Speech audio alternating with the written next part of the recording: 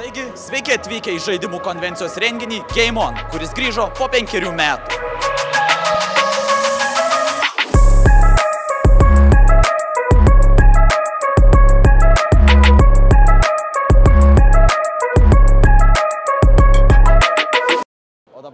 O dabar lipsim.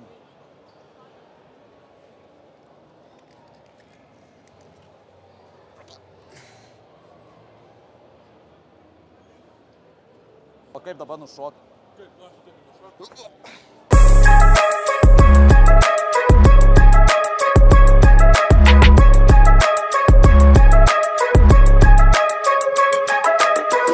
O dabar mes atvykome į Basanavičiaus šachmatinę. Pasižiūrėkite.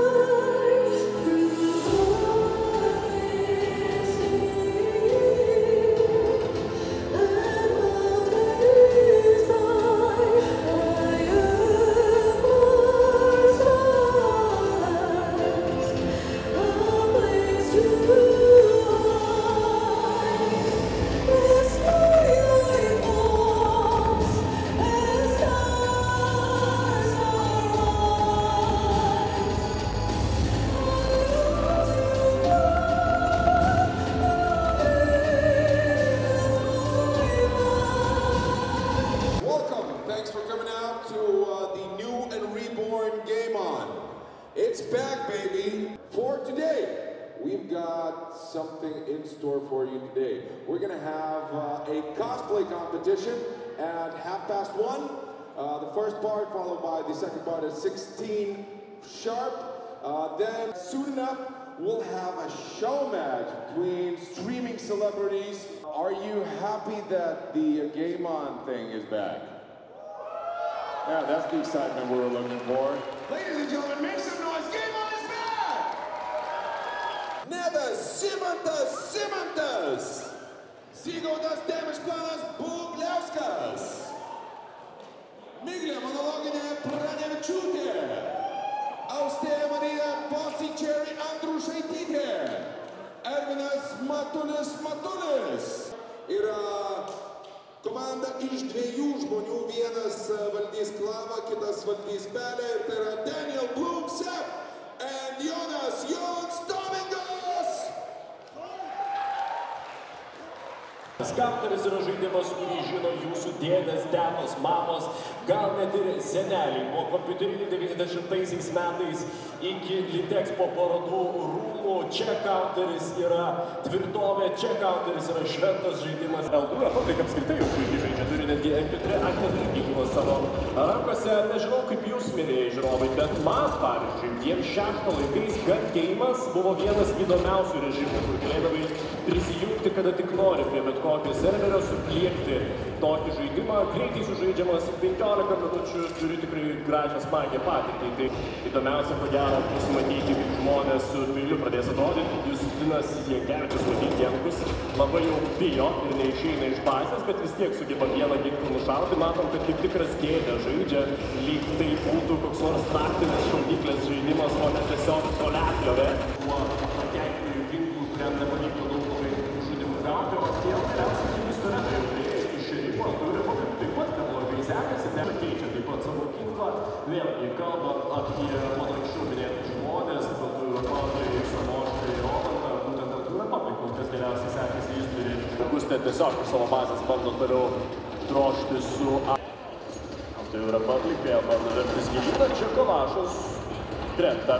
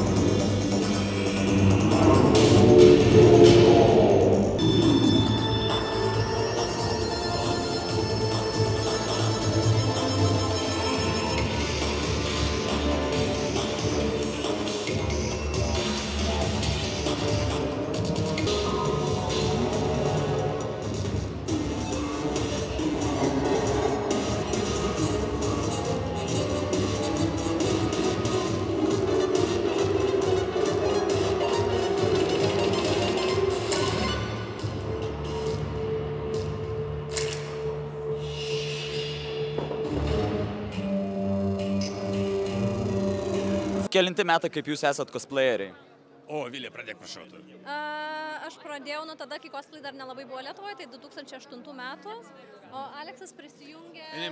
Atvedė komikoną, aš pagalvojau, bus daug vaikų, anime, man nebus įdomu. Atėjau kaip Moth Priest iš Skyrimo ir supratau, kad mano žmonės. Iš kur motyvacija tapti cosplayeriais? Anime kultūra, noras susirasti draugų, noras susiburti vienaminčių, tai vat, kadangi tai buvo tik pradžia, tai buvo ganai toksai bendruomenės būrimas, o dabar tai norisi parodyti savo kūrybą, savo meną, vaikštanti paroda. Yra vienintelė meno šaka, kur galima daryti teatrą, galima daryti kostiumus, galima daryti amatus, viskas kartu viename, gražu. Ir dar make-upas. Kur pirmą kartą cosplayinote? Klaipėdoje prie Kartuvių. O tai kas ten vyko per renginys? Ten buvo mytas, anime mytas. Kartuvės vadinasi skulptūra Klaipėdos centre. Tiem, kas klaipėdiečiai, tie žino. Čia kelintais metais vyko? 8. Ai, tais pačiais 8 ir įvyko. Taip. Kaip į tą kultūrą žiūrėjo žmonės, tarkim, iš šalies, vis tiek pastebėjote kažką tokio? Tai kad Niekas piktai nežiūrėjo, ta prasme, aišku, žmonės kaip aš nairuodavo, bet tai, kadangi aš dar tuo metu paauglė buvau ir aplinkui irgi paaugliai būrėsi, tai vis tiek yra paaugliam atleidžiama, kad prisigalvoja kažką ir daro. Tai labai, labai teigiamai, labai fainai, tai, smagiai, nebuvo jokių tokių, kad, žinai, kas prisikabinėtų ar dar kas nors tokio. Ne, tikrai ne. O kažkur kuriate cosplay turinį? Čia toksai dalykas, kurio niekad nepasidarau.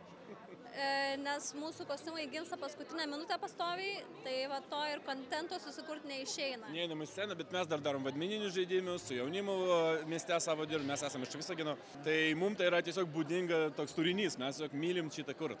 Bet internetinė... Taip, internete beveik niekur nesam, bet galite atvažiuoti Visagino menų rezidenciją ir mūsų rasit. Kiek laiko užtrunka pasiruošti taip jau viską profesionaliai cosplayui? Tai atrodo profesionaliai. Aš manau, kad tai profesionaliai. 2 filmai. Adams Family ir Stigmata. Tai reiškia apyksiliai 4,5 valandų yra mano kostiumas šį kartą. Aš galvojau, kažkaip ilgiau labai užtrunka. Čia man labai pavyksta, taip. Aš parinku tokios personažus, kurie galima greitai padaryti. Čia kur kas daugiau darbo, pavyzdžiui. Jo, pas mane 36 valandos darbo.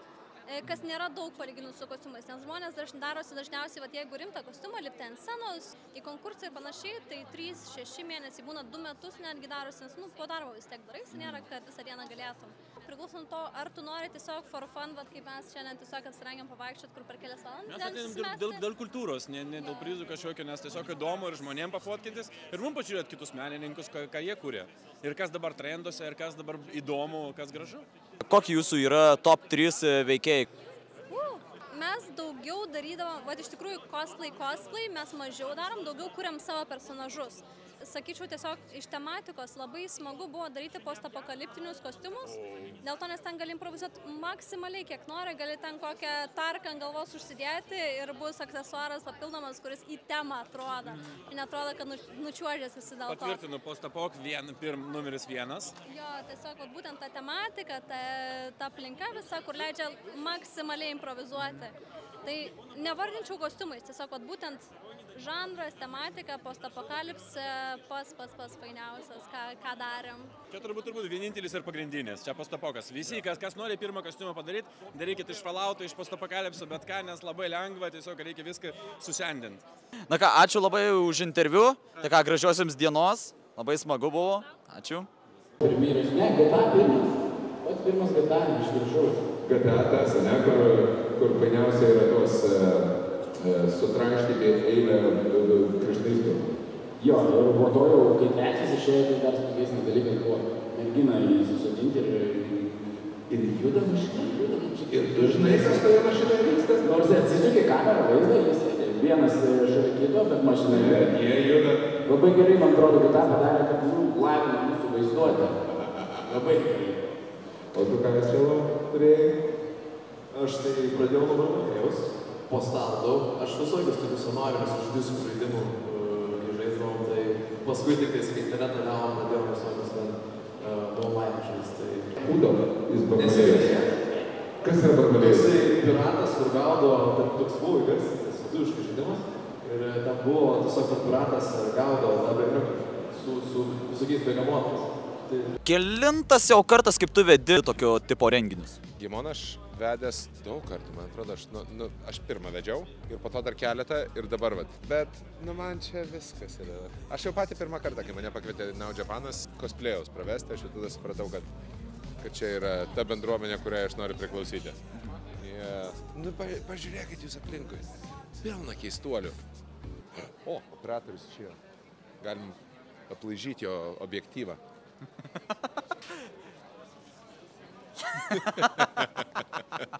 Žinos, kaip palikinėti. Dabar turės murziną linzę. Tai va, tai aš patį pirmą kartą, kai supratau, kad čia yra ta bendruomenė, viskas, aš užkibau. Aš geiminti, tai dabar kars nuo karto pageiminu, bet man reikia dozuoti, nes aš turiu rimtą įsijautimo į žaidimą per smarkiai momentą. Varysime jau Tekino? Ką? Varysime Tekino jau? Ar ne, dar ruošiu. O kelintą maždaug? 17, ne? 17 metų. Dabar biški kol kas dar tvarkomės. Ne, tai viskas tvarko, aš ateisiu. Atsiprašau, aš dar kartu čia dar ir darbą turiu daryti. Viskas gerai. Tai va, čia man yra laimės oazė. Čia visi gali būti, kas tik tai nori. Va, pažiūrėkit, žmonės eina persirengę visiškais frykais. Ir kas kaip nori, tas tai būna. Va, čia yra laisvė, aš taip suprantu Lietuvą. O kas tau įspūdingiausia cosplayus, pats šitas visas cosplayus renginys įspūdingiausias iš viso Gameono? Aš dar kol kas, man vakar buvo įspūdingiausia, dėl to, kad mes turėjom klasikinės muzikos koncertą Gameon Live, kurį daug kas praleido. Čia yra man keisčiausias reikalas, nes tai yra gražiausias reikalas. Mes turėjome Vytauto Didžiojo universiteto orkestrą, mes turėjome jaunystę KTU ir tai buvo visos aranžuotės, visos orkestruotės, visų geriausių žaidimų tenais, nuo Mario iki Dragon Ball Z, iki Fallouto, iki Tekeno tenais, iki visų.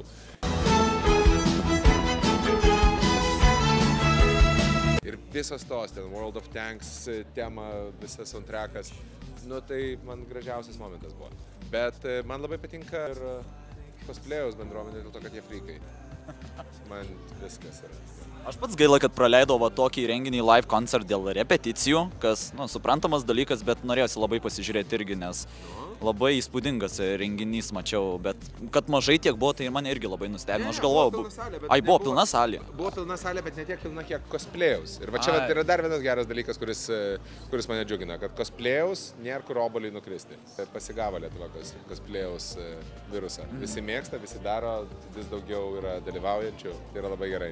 Visi būkime kuo labiau frykai ir tada mes gyvensime gražesniam pasaulyje. Pats norėjai kažkada tapti kažkokio cosplay personažu? Aš dar vis planuoju, bet cosplay personažu tu gali tapti tada, kai turi pakankamai motivacijos ir laiko pasigaminti savo kostiumą. Nes nusipirkęs kostiumą iš bet kur tu nejauti viso pasitenkinimo, kurį tu gauni gamindamas, po to... Tai žodžiu, aš dar vis planuoju, man atrodo, kad be abejo, kad kažkada tai ateis ta diena, kai aš eisiu cosplayinti. Bet kol kas tai toksai. Kokie tavo yra žaisti top 3 žaidimai? Baldur's Gate, NBA 2K ir trečias bus kazokai greičiausiai.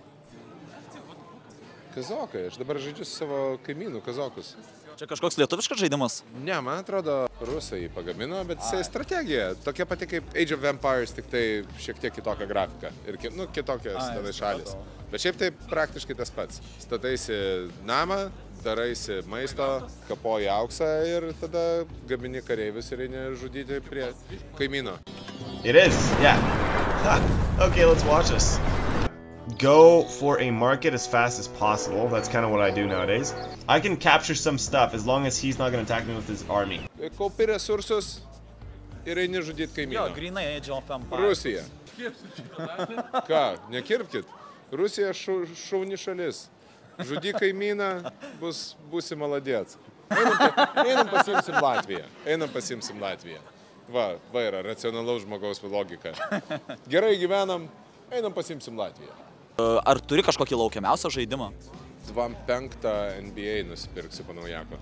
Nes dabar kol kas negaliu sau leisti, nes per daug laiko užima darbas. Bet po naujako pakaposim. Aš šiaip labai kuklių poreikių žmogus. Naujų aš nematau. Noriu antrą.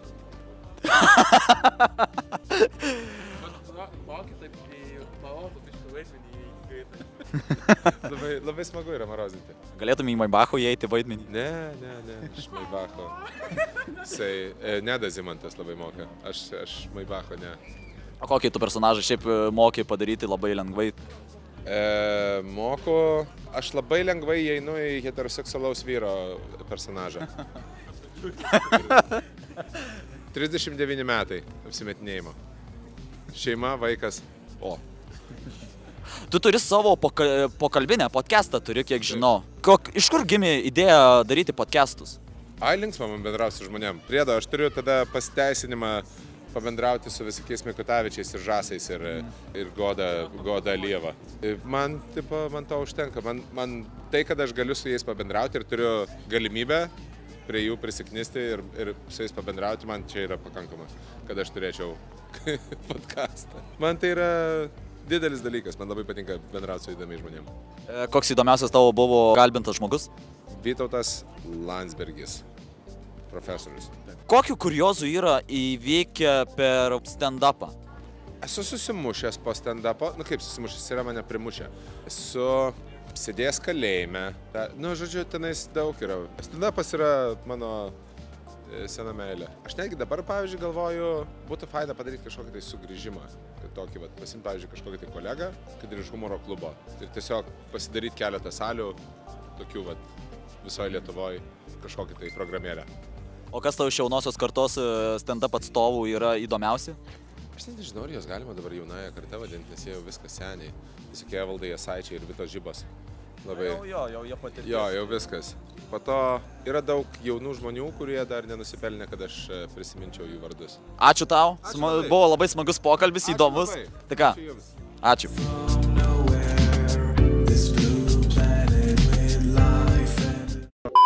Basaičius šachmatinė.